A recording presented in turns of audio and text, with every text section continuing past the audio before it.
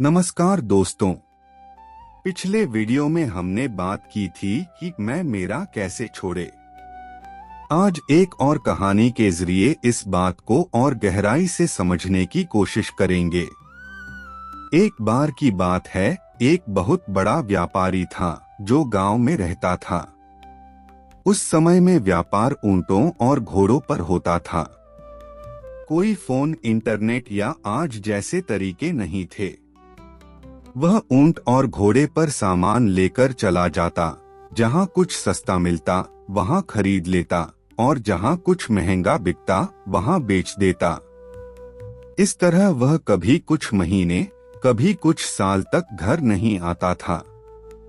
उसके मुनीम, नौकर, चाकर सब उसके साथ चलते थे। वह शादीशुदा था और उसका बच्चा 3-4 साल का था। एक दिन वह अपना काफिला लेकर निकल गया। पत्नी, बच्चे और घर वालों से विदाई ली। बच्चा जाते वक्त रो रहा था।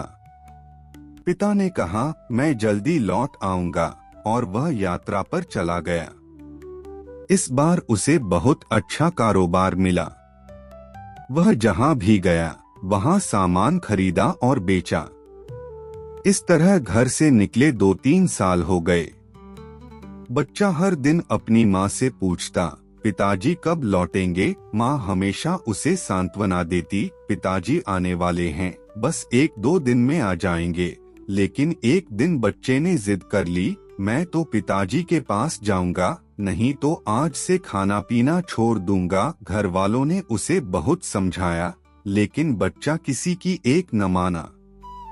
घर में एक बूढ़ा नौकर रहता था। व्यापारी की पत्नी ने सोचा, यह बालक अब नहीं मानेगा। उसने बूढ़े नौकर से बात की और कहा, इसे 1-2 दिन के लिए यह कहकर कि तुम्हारे पिताजी से मिलने जा रहे हैं, कहीं ले जाओ। इसका मन बहल जाएगा और यह खाना पीना खा लेगा। जब बच्चे को बताया गया कि उसे पिताजी से मिलवाने ले जाया जा रहा है, तो वह बहुत खुश हो गया और खाना पीना खा लिया। अगली सुबह बूढ़ा नौकर और बच्चा घर से चले गए। शाम तक वे दोनों चलते रहे। चलते चलते वे एक नगर में पहुंचे। वहीं व्यापारी, जो उसका पिता था, वापस आ रहा था और उस नगर में एक धर्मशाला में रुका था।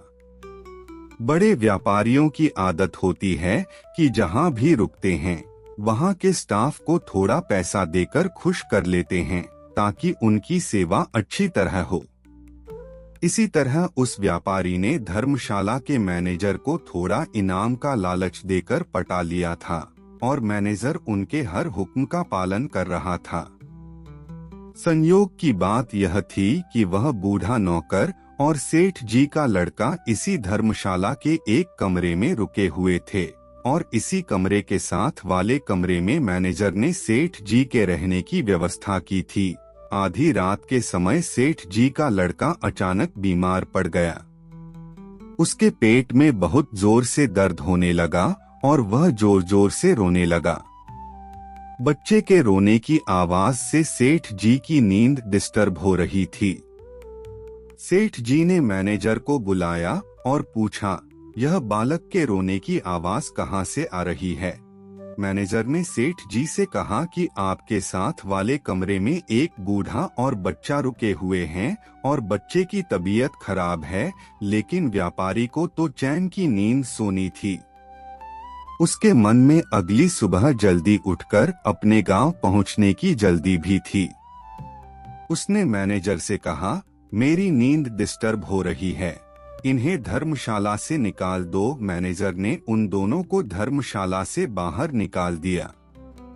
वे दोनों धर्मशाला से थोड़ी दूरी पर जाकर बैठ गए। रात का समय था, ठंड भी लग रही थी और बच्चे की तबीयत बिगड़ती जा रही थी। इलाज और कमरे के अभाव में सुबह तक बच्चे की मृत्यु हो गई। सुबह सेठ जी उठे और रात का बच्चे का रोना याद आया। उन्होंने मैनेजर को बुलाया और पूछा, रात को जो बालक रो रहा था उसका क्या हुआ। मैनेजर ने कहा, मैंने तो रात को ही उन्हें धर्मशाला से बाहर निकाल दिया था। सेठ जी ने कहा, पता करो। मैनेजर धर्मशाला से थोड़ी दूरी पर देखने गया। वहां बूढ़ा नौकर बैठा रो रहा था। मैनेजर ने पूछा, रो क्यों रहे हो? बूढ़े ने कहा, तुमने रात को हमें धर्मशाला में रहने नहीं दिया। इस बच्चे की तबीयत रात को अचानक बहुत बिगड़ गई और यह मर चुका है। मैनेजर ने धर्मशाला में जाकर सेठ जी को सारी बात बता दी। सेठ जी ने मैनेजर से कहा, जाकर उस बूढ़े के गांव का नाम पूछकर आओ। मैनेजर वापस उस बूढ़े के पास पहुंचा और पूछा, किस गांव के हो? बूढ़े ने गांव का नाम बता दिया। मैनेजर वापस होटल में आया और सेठ जी को गांव का नाम बता दिया। अपने गांव का नाम सुनकर सेठ जी को थोड़ा सा धक्का लगा।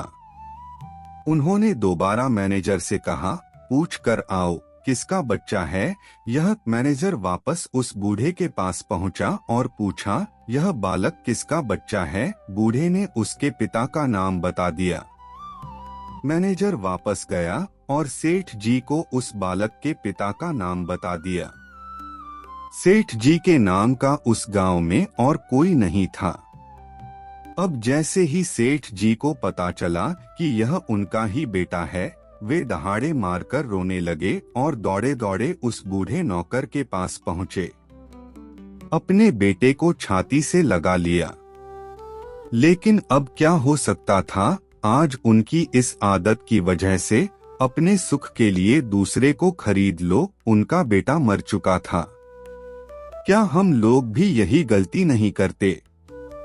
पता नहीं किसी को किसी चीज की कितनी जरूरत होती है, लेकिन हम अपने सुख आराम के लिए किसी को थोड़ा लालच देकर अपने लिए उस चीज को बुक कर लेते हैं और कोई दूसरा जो जरूरतमंद है वह उस चीज के लिए तरस जाता है। वह सेठ जी जब तक उस बालक को नहीं जानते थे तब तक उनको कोई परेशानी नहीं थी।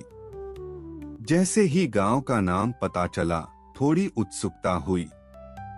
लेकिन जब यह पता चला कि यह मेरा ही बालक था, तो अचानक मैं मेरा जग गया और वे रोने लगे। बालक तो वह पहले भी वही था, अब भी वही है। पहले सेठ जी को कोई परेशानी नहीं थी, जब तक उन्हें पता नहीं था कि यह मेरा बालक है। लेकिन जैसे ही पता चला मैं मेरा का संबंध जुड़ा, वैसे ही दुख होने लगा। यदि वे पहले ही सोच लेते कि किसी का बालक तो होगा, परेशानी में है, मुझे अपने सुख आराम के लिए ऐसा नहीं करना चाहिए था, तो वह बालक बच जाता। लेकिन अपने स्वार्थवश सेठ जी ने अपने सामाजिक कर्तव्य की ओर ध्यान नहीं दिया और उसका नतीजा यह निकला। सोचिए, हम सब भी इस मैं मेरा को लेकर क्या स्वार्थी नहीं हो जाते हैं? हम दूसरों के अधिकार की तरफ ध्यान नहीं देते। आज जो समाज की हालत है वह सब इसी मैं मेरा का ही नतीजा है। संसार में जो कुछ भी है उस पर सभी का अधिकार है। सभी इन संसाधनों का प्रयोग उचित मात्रा में अपने स्वार्थ से रहित होकर करें तो सभी सुखी हो जाएंगे। आज धरती पर जो प्रदूषण बढ़ रहा है वह भी अपने सुख आराम के लिए प्राकृतिक संसाधनों का दुरुपयोग करने का ही नतीजा है।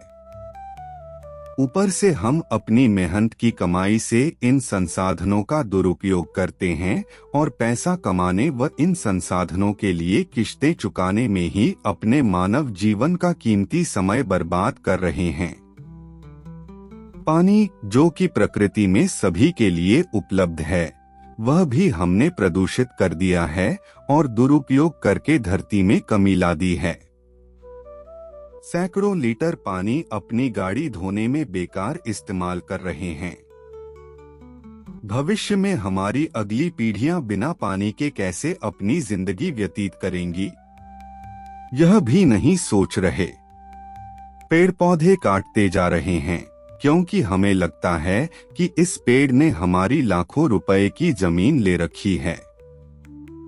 पेड़ पौधे नहीं रहेंगे तो ऑक्सीजन कहां से बनेगी? कोरोना काल में हजारों रुपए का एक सिलेंडर ऑक्सीजन का बिका था। एक पेड़ प्रतिदिन बहुत सारे सिलेंडर ऑक्सीजन बनाकर हमें मुफ्त में दे रहा है। हमें इन बातों पर विचार करना होगा। हम यदि यह सोचते हैं कि हम तो पैसा कमा रहे हैं और खर्च रहे हैं, इससे किसी को क्या तकलीफ हो सकती है। लेकिन यह सोचिए कि आपका शरीर जिस अन्नजल से ऊर्जा पाकर सांसारिक कार्य कर रहा है, क्या वह अन्नजल प्रकृति से उत्पन्न नहीं हुआ है। किसान ने तो केवल अपनी मेहनत और अन्य खर्चों की कीमत जोड़ दी है अनाज बेचने में। लेकिन यदि भूमि, जल, अग्नि, वायु और आकाश उसके बीज को कोई सहायता प्रदान न करें, तो क्या वह अन्न पैदा हो जाता। धरती में लाखों साल से जो मिनरल्स पड़े हुए थे, वह सभी हम इस्तेमाल कर चुके हैं। पेट्रोलियम प्रोडक्ट्स भी धरती से ही निकलते हैं। सभी धातुएं धरती से ही मिलती हैं। लकड़ी पेड़ पौधों से मिलती है। इस प्रकार आपका शरीर सभी प्राकृतिक पदार्थों का इस्तेमाल करके ही जीवित है। इन प्राकृतिक संसाधनों का इस्तेमाल केवल अपनी जरूरी आवश्यकताओं की पूर्ति के लिए ही उचित मात्रा में करें।